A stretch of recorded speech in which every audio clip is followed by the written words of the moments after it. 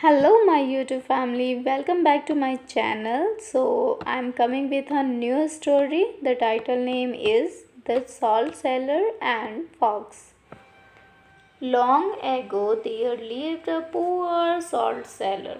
Each day he would rise at first light and leave his house.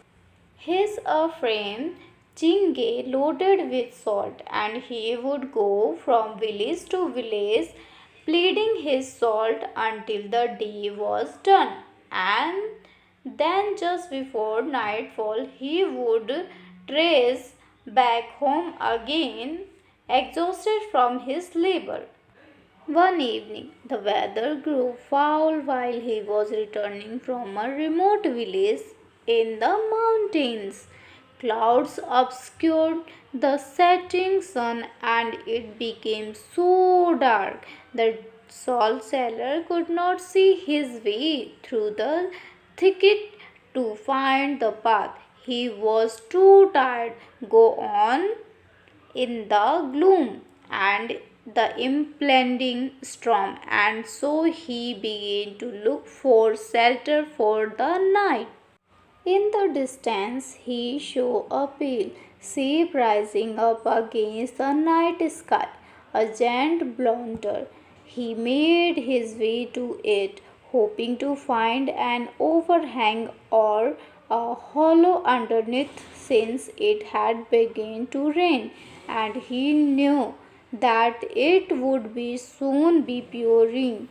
At the base of the giant rock, he spotted a small cave. It seemed large enough to hold him, and so he put down his frame and crawled into the opening, using what remained of his sack of salt as a pillow. He stretched himself out for the night. Soon his eyes grew heavy and he was on the verge of sleep. But just he was about to drift off, he heard an eerie sound that made his hair stand on end. Wide awake with fear, he clamped his mouth shut to quiet his breath slowly. He looked into the darkness, poking his head out of the cave's mouth. He could see nothing, but the sound grew more distinct. It was a woman's soft voice. The fact that it was a human voice gave him some comfort, but then he wondered what a woman would be doing out at night in the mountains. His curiosity got the better of him, and he crawled out of his shelter to look around. He could not see a woman nor anything else in the darkness. He crawled back into the cave to sleep, but once again, as he began to drift off, he heard the voice. It was closer this time, coming from above him. Once again, the salt cellar crawled quietly out of his cave. He looked upward to the top of the giant boulder to find the source of the voice, and what he saw caused his breath to stick in his throat. The rain had stopped and the clouds had disappeared. Even by the dim light of the moon, he could see it because it was white. A female fox, its long, snowy tail dragging down from the plodder. It had something between its paws, also white, and it slowly ground the thing against the surface of the boulder while it mumbled to itself in a woman's voice. After a moment, the fox turned around the white things, revealing the two black holes in it, and the salt seller realized it was a human skull. He was terrified by what he saw, and he could hardly get himself to move, but the sad soldier kept his wits about him and quietly crawled behind a tree where he could watch the fox without being seen. The white fox was grating the skull against the boulder, turning it this way and that way until she had saved it to her satisfaction. Then she placed the skull over her own head and muttered to herself in annoyance. It did not fit well enough. The fox took the skull off and ground it some more, and then tried it on again. Then again until she was happy with the fit and leaped into the air, pleased with herself. Though he trembled and his spine was chilled with fear, the salt cellar could not take his eyes off the fox. He attached as it flipped itself backwards, head over tail. One twist, and then suddenly there was no fox. An old woman stood there, her back bent by a dozen humps. She clicked her fingers and smoothed down her white hair. Ego, I'm late, she said. They will be getting impatient with me. She leaped down from the boulder and walked on the path toward the village. The salt seller had left early that evening. Now the salt seller was curious, and despite his fear, he followed the old woman, often running to catch up, because she walked so swiftly in the dark. When she reached the village, she went directly to the house of the old king, the richest man in the valley. I'm here, the old woman called from the gate, and the house was suddenly abuzz. Servant ran out to open the gate and welcome her in, asking what had detained her. They seemed to have been expecting her, because they led her to the wife's guest room, which had obviously been prepared for her. As soon as the commotion died down, the salt seller went to the gate and asked if he could stay the night. He was a familiar face in the village, and so the servant took him to the main guest room. It was near midnight when the salt seller lay on the bed, mad listening to the sound that issued from the women's room across the courtyard. He heard only low voice, which he could not distinguish, and after a while everything was quiet. Suddenly there came the loud crashing sound of a gong, and then a voice, unmistakable, that of the old woman chanting a stranger incantation. The voice would die down, then stop, and then the gong would start again to being another round of chanting. The salt seller listened carefully, and he could make out some of the words. Prayer to the Amita Buddha and the old man of the mountain, but they were accompanied by things he had never heard before in all his days of traveling as a salt seller. Something terrible and evil was going on in that room, and he knew he must do something to stop it.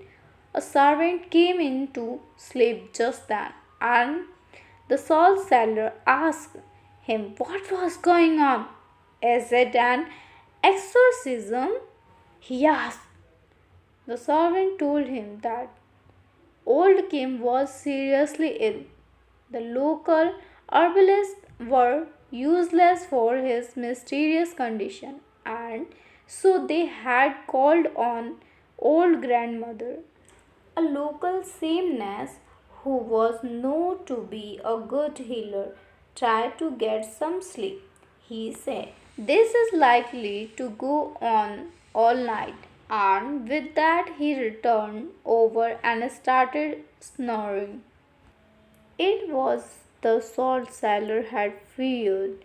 Now everything was deadly quiet except for the faint, rhythmic sound of the gong. It was an insidious sound, the low and tremulous vibration, and he could hardly keep his eyes open. Old Kim's family had probably all fallen asleep.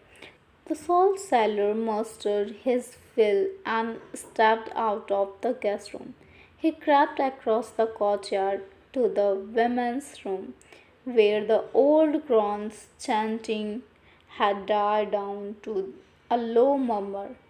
Quietly he stepped up onto the raised wooden floor and he sat against the sliding door with his ear pressed to the paper panel. He could hear her clearly now.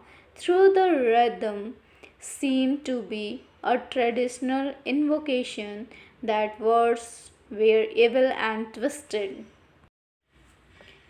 Surely they cannot sleep through this, thought the salt seller. He wet his finger and gently poked a hole in the paper panel of the door. Being careful not to make a sound, he put his eyes against the hole and peeked inside.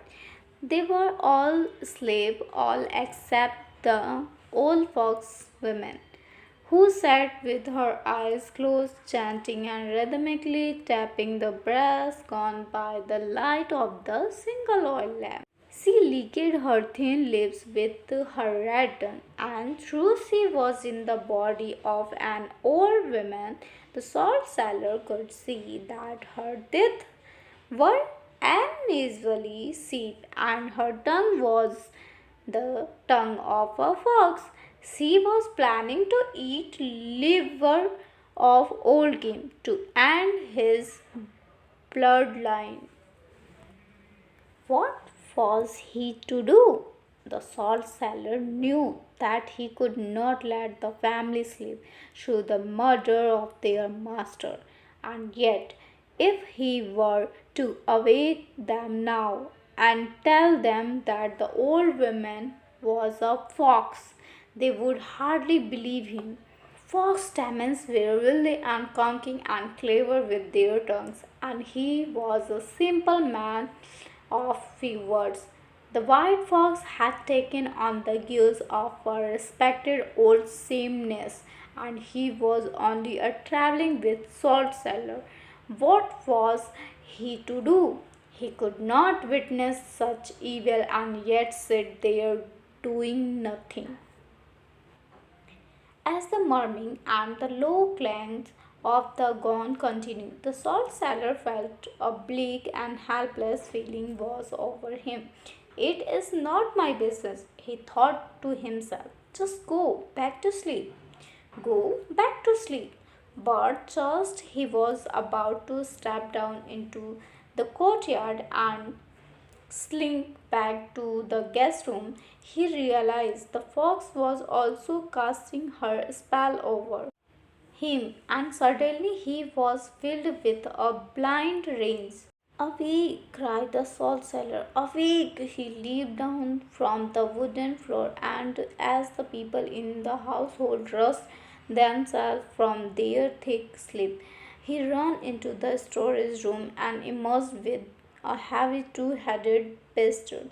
The servant tried to stop him, thinking him a madman, but the salt seller pushed them aside and threw open the door to the room where the old crone sat, still chanting. She glared up at him, trying to catch his eyes in her glance. He lowered his gaze to the floor and without a word, he seemed the head of the pistol against her skull. The people in the room rushed forward now to lay to rest on him, but then they drew back when they heard the strange barking sound that issued from the old woman's throat. With each bark, she sapped up a mouthful of blood, splashing dark red patches on the floor. In a moment, what lay on the floor was no longer an old woman, but a white fox wearing a cracked human skull. Old Kim's family looked on, dumbfounded, as the salt cellar bent down and removed the grisly mask from the fox's cursed head. And now he told them what he had seen that night on the mountain. The next morning, old Kim had recovered as mysterious as he had fallen ill. Out of his gratitude, he rewarded the salt seller with a generous portion of his wealth, and so the salt seller lived out of the rest of his days happily, no longer having to wander salt in the mountains.